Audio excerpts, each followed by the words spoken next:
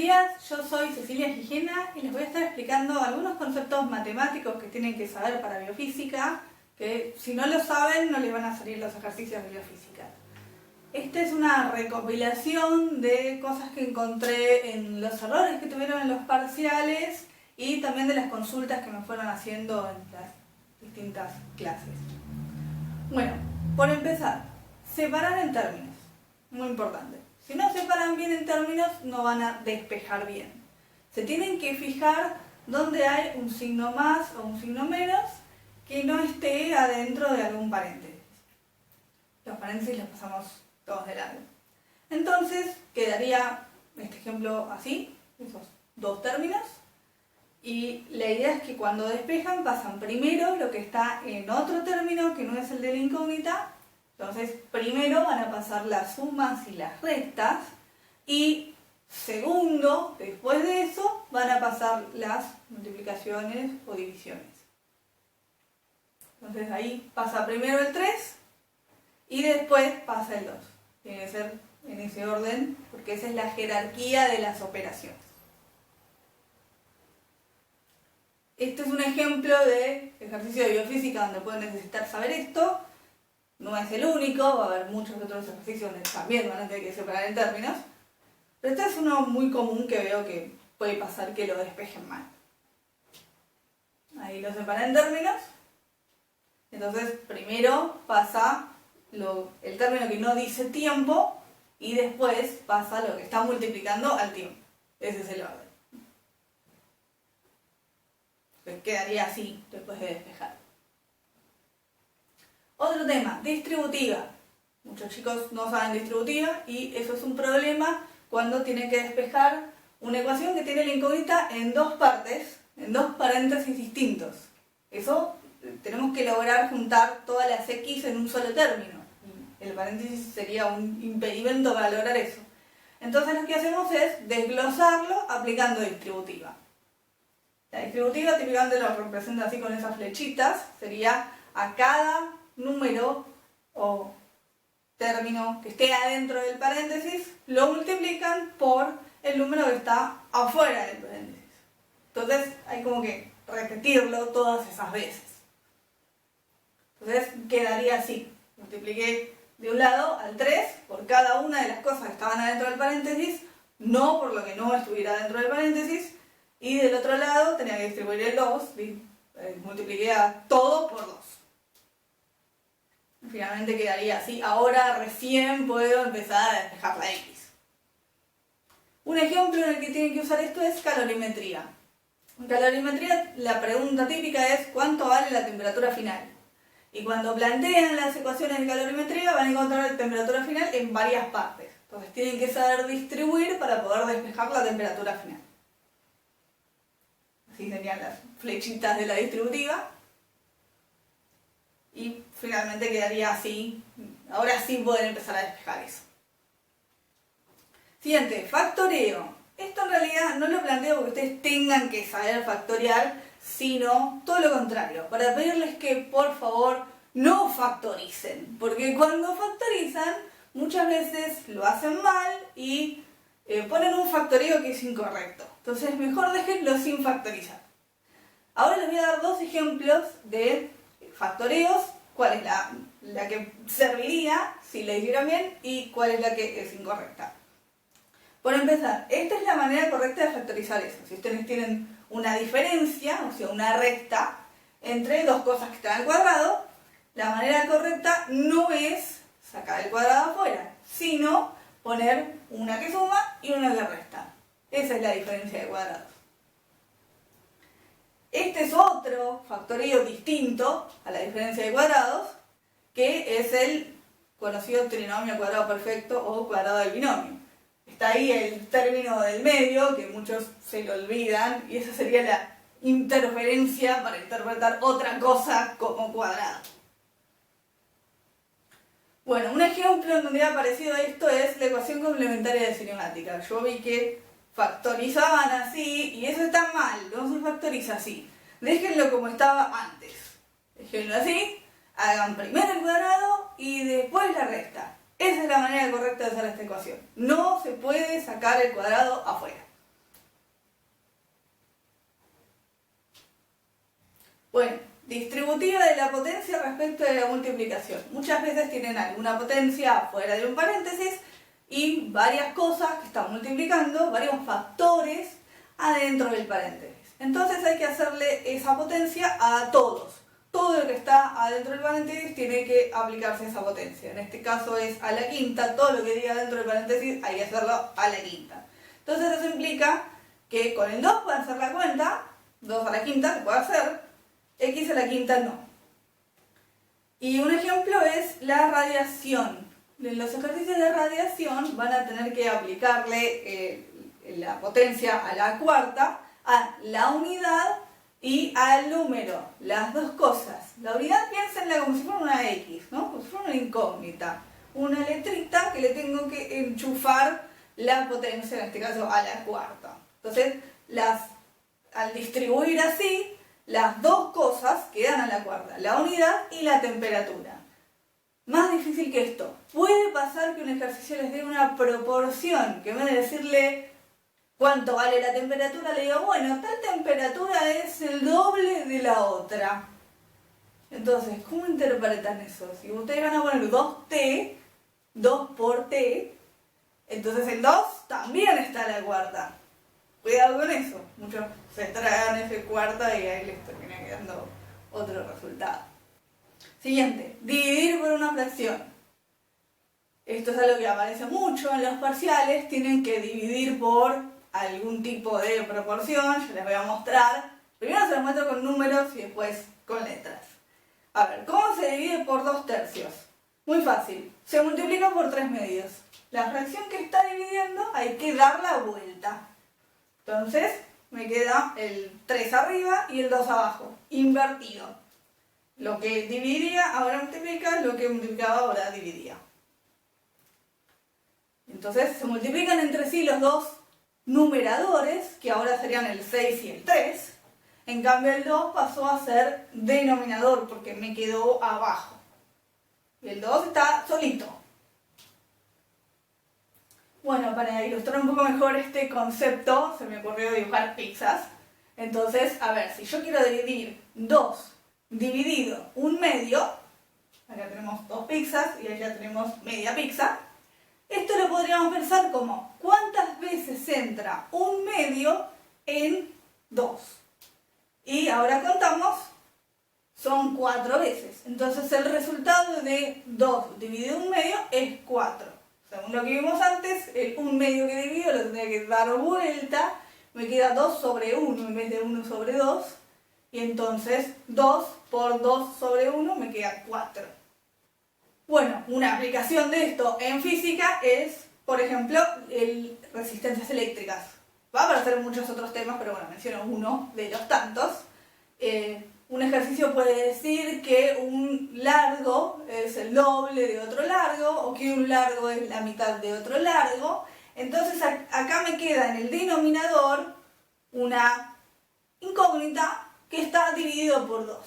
Entonces eso es como lo trabajo. Este 2 me termina quedando arriba, porque es la fracción que divide y que tengo que dar vuelta. Lo que era denominador, una vez que lo doy vuelta, se convierte en numerador.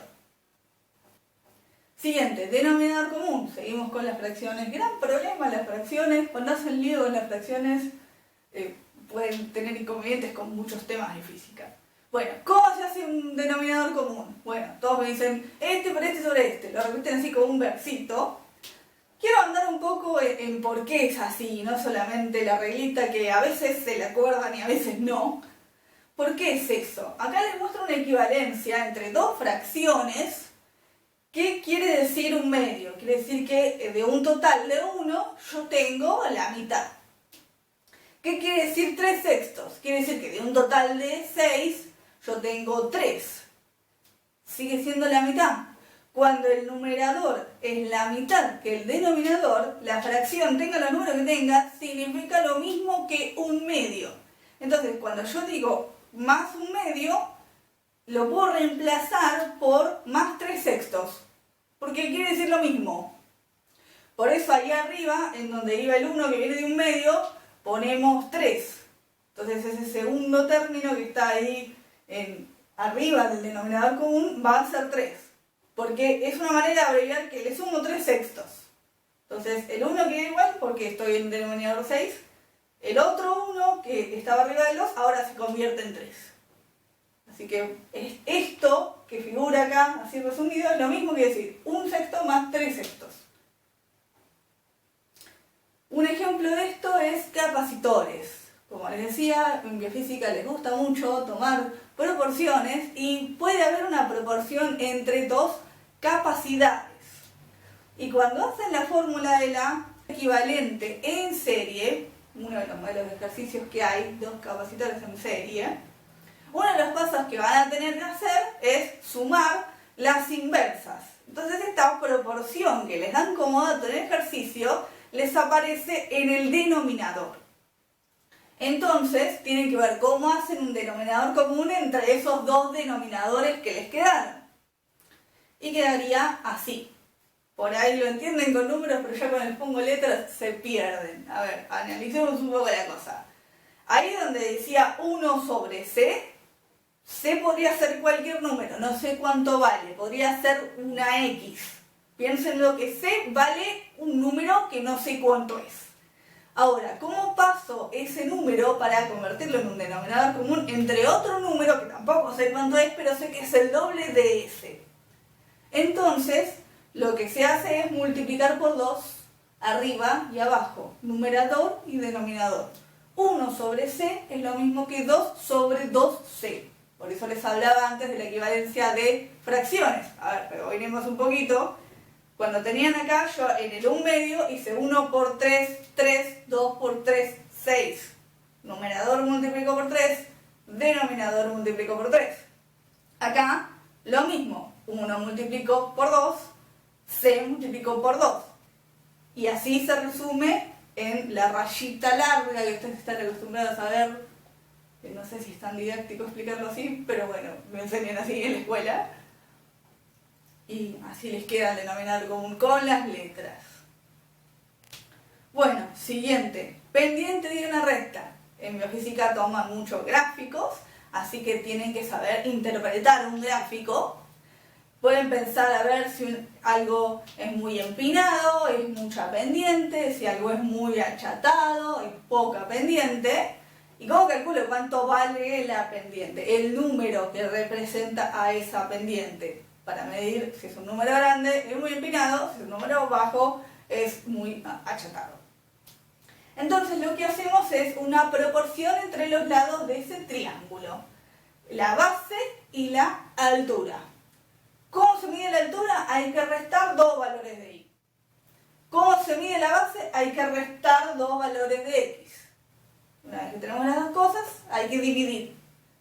Entonces me queda arriba la resta entre dos valores de y, que es la altura del triángulo, y abajo la resta entre dos valores de x, que es el ancho del triángulo. Esto se puede hacer para rectas, no vale ni para funciones partidas, ni para parábolas, ni para ninguna otra cosa que no sea una recta y que no sea una única sola recta. Esto sirve mucho para, por ejemplo, interpolar. ¿Qué quiere decir interpolar? Averiguar algo sobre un tercer punto. Yo en principio planteé estos dos puntos, con esos dos puntos saco la pendiente, y hay una incógnita en un tercer punto que yo quiero averiguar o su valor de x o su valor de y. Entonces ahora me voy a basar en la idea de que la pendiente me tiene que dar lo mismo, use cual use, para reemplazar en la fórmula de la pendiente. Entonces si uso A y B, me da la misma pendiente que si uso A y C, o si uso B y C. Entonces acá planteé de un lado la pendiente usando los puntos A y B, que la vimos antes, y del otro lado lo igualo a eso, pues supone que es la misma pendiente, una pendiente que se calcula usando A y C. Otro par de puntos. Mientras todos los puntos estén en la misma recta, esto es válido, pueden elegir el punto que quieran. Entonces esto es útil si yo quiero, por ejemplo, despejar cuánto vale la y del punto C. Y para eso tengo que saber cuánto vale la x del punto C y cuánto vale todo sobre el punto A y el punto B. Esto es muy útil en hidrostática. En hidrostática suelen graficarles cosas con forma de recta Tiene que ser una sola recta, no vale si hay dos rectas con pendientes distintas, entonces les borro esa, les dejo esta sola.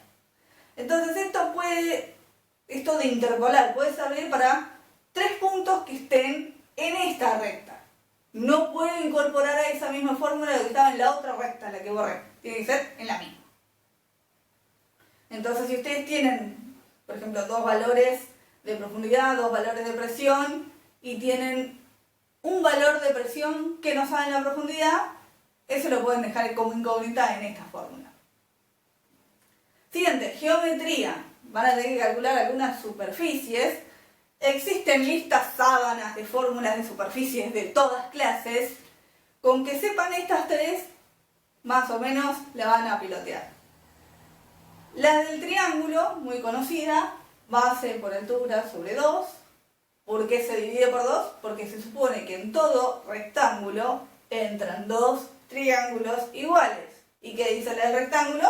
Solo base por altura, no se divide por 2. Divido por 2 cuando es un triángulo, no divido por 2 cuando es un rectángulo. Un rectángulo son 2 triángulos, básicamente. Si lo recortan van a encontrar que entran así. Y la otra, la del círculo, pi por radio al cuadrado. El radio sería, agarran cualquier parte de la circunferencia y miden la distancia en línea recta hasta el centro del círculo. Ese es el radio. Hay otro concepto similar que es el diámetro. ¿Cómo puedo hacer para usar diámetro en vez de radio para esta fórmula? A ver, ese sería un dibujo del diámetro. El diámetro es un segmento que va de lado a lado pasando por el centro. Entonces, ¿cuánto vale? Es el doble del radio. Esto lo puedo decir al revés. El radio es la mitad que el diámetro. ¿Y cómo pongo eso en la fórmula?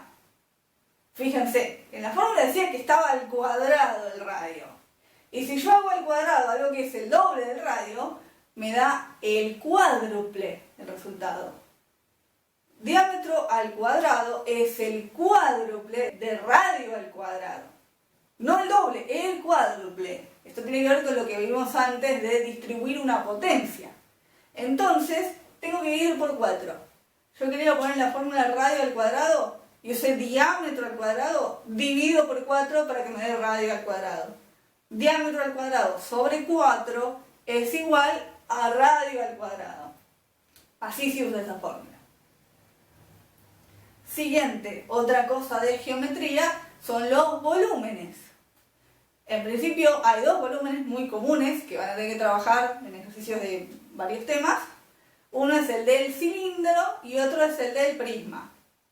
Existen listas sábanas que incluyen volúmenes de otras formas diferentes. Con estas 2 les va a alcanzar para biofísica. ¿Cómo se calcula el de un cilindro? Muy fácil. Pi por radio al cuadrado por altura. ¿Qué quiere decir esto? La primera parte, pi por radio al cuadrado, es la fórmula de la superficie del círculo. Eso sería la superficie transversal del cilindro. Si ustedes lo rebanan, les va a quedar un círculo cada rebanada. Ahora a eso le tienen que incluir el dato de la altura. Cuán alto es el cilindro. Ahí es cuando pasamos de superficie a volumen. Solo pi por radio al cuadrado es una superficie. Al agregarle h es un volumen.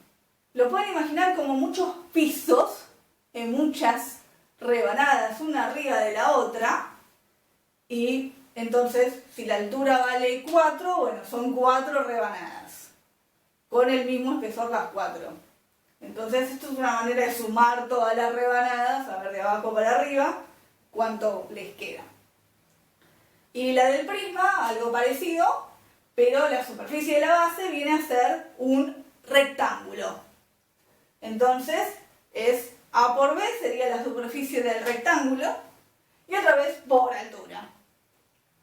Esto se puede resumir en superficie de la base por la altura, me da el volumen. Tengo una maqueta para mostrarles. Acá tenemos un cubo. Se puede entender como un caso particular de prisma, solo que la base es un cuadrado con el mismo lado que la altura, pero válido también superficie de la base por altura. Vamos a ver cómo funciona el tema de las capas. En este tenemos 100 centímetros cuadrados de superficie transversal. Y ahora quiero saber cuántos centímetros cúbicos tengo de volumen. Entonces, ¿cómo sería? 100 más 100 más 100 más 100. Y así tengo que sumar todos los que hay. El último me daría que termine en 1000. Ahí está, 1000. Son 10 capas de 100, entonces tiene 1000 centímetros cúbicos de volumen. Un cubo de 10 de ancho. El lado es 10, la superficie es 100, el volumen es 1000. 10 por 10 por 10. Bueno, ¿para qué les sirve esto? Fluidos reales es un ejemplo. En fluidos reales van a tener que poner como superficie transversal generalmente un círculo. Pues ahí donde dice superficie reemplazan la fórmula del círculo. Porcentajes, otro tema conflictivo. Tienen que aprender a pasar de porcentaje a fracción para poder poner esa fracción adentro de la fórmula. Entonces, tienen que entender que donde dice por ciento me indica denominador 100. Entonces, por ejemplo, 30% son 30 centésimos. Y una vez que lo tienen en fracción, lo pueden pasar a número decimal. Por ahí les resulta más cómodo tenerlo en decimales para ir reemplazando y hacer las cuentas. Entonces 30% se me convierte en 0,3. Expresado como decimales, lo máximo que puede ser es 1. Expresado como porcentaje, lo máximo que puede ser es 100%. Y ahora viene otro tema que esto no lo enseñan en los colegios. Cómo trabajar las variaciones de porcentaje, un antes y un después. Eso es muy raro que alguien enseñe eso. Y eso lo van a necesitar ahora en biofísica. ¿Cómo sería? Los aumentos y las disminuciones. Un aumento de 30% sería, por ejemplo, cuando suben un precio por inflación. Entonces, a lo anterior, al 100%, le tengo que agregar lo nuevo, que es 30%.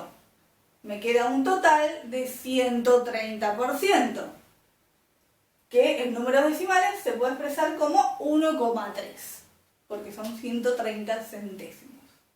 A la inversa, si algo disminuye un 30%, por ejemplo, le hacen un descuento, la liquidación de fin de temporada donde yo compro lo que no le entró a nadie, eso sería restarle 30% a lo que había antes, que era 100%. Entonces, ¿qué me quedó ahora? 70%, que se puede expresar también como 0,7, que viene a ser 70 centésimos. Un ejemplo de esto es los ejercicios de máquinas térmicas. Hablan de rendimiento y el rendimiento se los dan como porcentaje. Entonces, decir que la máquina tiene, por ejemplo, un rendimiento del 30%, quiere decir que produce un trabajo que vale el 30% del calor que gasta. Esto lo puede empezar también para electrodomésticos, para autos, para cualquier máquina.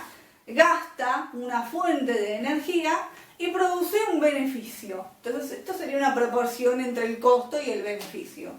Eso es en economía también, eso, ¿no? El retorno de la inversión y todas esas cosas. ¿Qué más? Método de reducción. Bueno, en matemática típicamente lo enseñan sumando dos ecuaciones. ¿Por qué me conviene sumar dos ecuaciones? Bueno, también se pueden restar, hay distintas combinaciones de cómo se pueden combinar dos ecuaciones.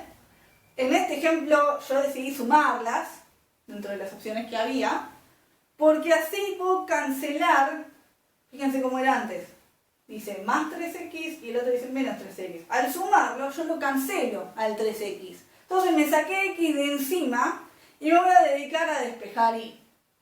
Después, una vez que tenga el valor de y, voy a volver para atrás, lo voy a reemplazar y con eso voy a sacar el valor de x. Si es que me lo pide el ejercicio, si no me lo pide, no lo voy a hacer. Vamos Vamos a ver el enunciado que dice. Entonces, cuando tienen unas cuantas incógnitas, viene bien sacarse alguna de encima y despejar la que les interese. ¿Cómo hacemos esto en biofísica? En vez de sumar, restar, vamos a dedicarnos a dividir. Porque los problemas típicamente hablan de proporciones, y las proporciones están relacionadas con multiplicaciones y divisiones.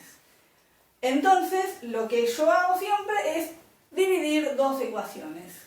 ¿Qué dos ecuaciones? Bueno, voy a elegir la fórmula de un tema, en este caso elegí fluidos reales para darles el ejemplo, pero podría ser cualquier otro tema de la materia biofísica. En la misma fórmula le reemplazan datos de una situación y datos de la otra situación. Un antes y un después, caso 1, caso 2, algo así. Serían dos ejemplos del mismo tema, que los tengo que comparar. Una vez que los dividen, van a encontrar coincidencias de datos que no saben cuánto valen, pero saben que son iguales en las dos situaciones. Entonces, no me interesa cuánto valen, los cancelo y listo, me los saco de encima. Voy a fijarme en lo que sea distinto, voy a cancelar lo que sea igual. Entonces, solamente les van a quedar sin cancelar, en este caso longitud y superficie. Algo les va a decir el enunciado sobre qué pasa con las dos longitudes y qué pasa con las dos superficies. Puede decirle que una longitud es el doble de la otra o cosas por el estilo. Y eso lo pueden poner acá en esta fórmula sin necesidad de saber cuánto valen las demás cosas que dice la fórmula. Bueno, esto es todo. Espero que les haya servido y nos estaremos comunicando por los foros o las clases. Hasta luego.